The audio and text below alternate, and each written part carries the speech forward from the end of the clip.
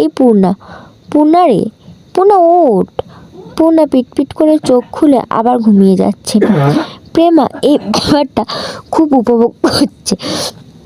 একটা মানুষ এত ডাকাডাকিতেও কি করে না জেগে উঠতে পারে। সে নিষ্কম্প স্থির চোখে তাকিয়ে আছে বড় দুই বোনের দিকে। হেমলতা হাতে বাঁশের কঞ্চি নিয়ে ঘরে ঢোকেন। তা দেখে পদ্মজা পূর্ণাকে জোরে চিমটি দিল। পূর্ণা মুখে বিরক্তিকর আওয়াজ তুলে আবার ঘুমে তলিয়ে গেল। তুই সর পদ্ম, ও মারের যোগ্য, পিটিয়ে ওর ঘুম ছুটাতে হচ্ছে। পদ্মজা মায়ের উপর কিছু বলার সাহস পেল না, দূরে গিয়ে দাঁড়ালো। হেমলতা পূর্ণার পায়ের গোড়ালিতে বাড়ি দেন। প্যাঁচ করে আওয়াজ হয়। পদ্মজা ভয়ে চোখ বুজে ফেলল। পা ছিঁড়ে গেছে বোধ হয়।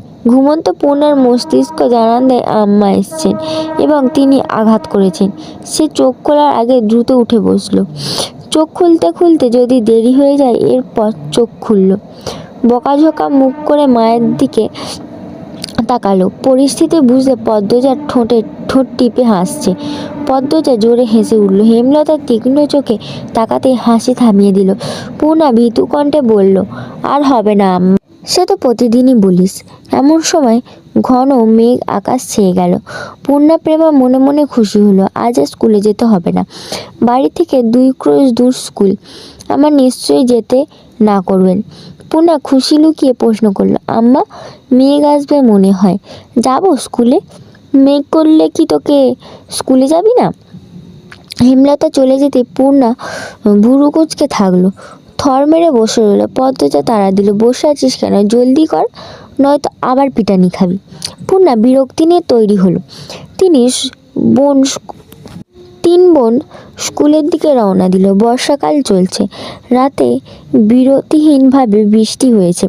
রাস্তায় প্রচুর কাদা জমেছে। পথ চলা কষ্টকর।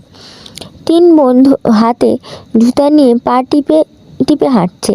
পিছলে পড়ে বই খাতা নষ্ট করার ভয় কাজ করছে মনে। অর্ধেক পথ যেতে না যেতেই আকাশ ভেঙে বৃষ্টি নামলো। পদ্মজা পাথরের পাশ থেকে বড় কচু পাতা ছিঁড়ে নিল 3টা।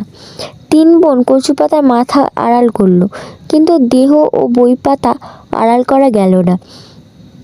ভিজে একাকার হয়ে যাচ্ছে। পূর্ণা বিরক্তি প্রকাশ করলো।